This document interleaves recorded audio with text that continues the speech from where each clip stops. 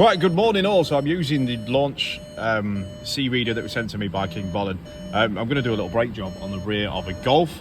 So I'm just going to show you this first part of me taking the calipers back via the diagnostic tool, which is this one here. So apologies for the beeping in the background. There's a lot going on today. A lot of banging and clanging around.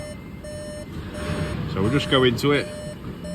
It's going to be the full job as well. I'm going to show you what's going on because I've had a few questions about actually pushing the pistons back on the caliper as well, so I just need to show you a little bit more about that, just in case you've never done one before.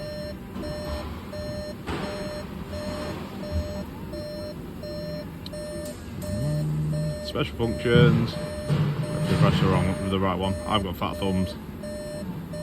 Yeah, so brake pad change. Make sure you're following all them. Other models.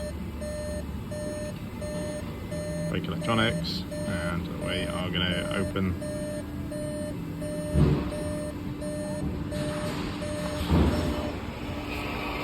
and then you can hear them going backwards, and that's it. So we can leave that now. The next part of the video is going to be me with the wheel off, showing you what to do with pushing the rear pistons back. So we're at the rear corner now, and I've done what I can off camera just to show you what's going on. So it's a little bit of a shorter, more interesting video. So to pull the piston back on these, now you could use piston separators, so you can just put a screwdriver in, just like that, and then just lightly pull. As you saw in the first part, we've wound the electronic part off, and that's all you need to do. So don't worry about the pads being as chunky as they are. The customer has requested that I replace them. So I'm just going to fiddle the caliper off now. So I'll get it to that point there, you can see. So all you need to do is just take the one slider out there. Obviously grease all these up, don't worry about that. And then that just slides off the bottom. And if we look at the piston, so it's not a piston that twists back, even though you've got the holes for a wind back tool. All you have to do on these ones, on the Mark 7.5 Golf, 7 and 7.5 Golf, is just push them back. There's no need to wind them back. And that's it, guys. You're done.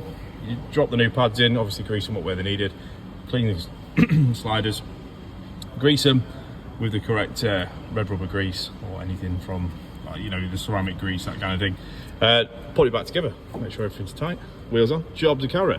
So that's it, guys. That's all you really need to do. And to assemble, new pads in, caliper back on, obviously everything's going to be greased, and then you're going to put the cover on, stops anything getting into the slider, and then of course the anti-rattle clip that goes just on the outside like this. So thanks for coming along, guys. Hopefully this has helped a few people out there that are looking for the information that's in this video. So take care, see you soon.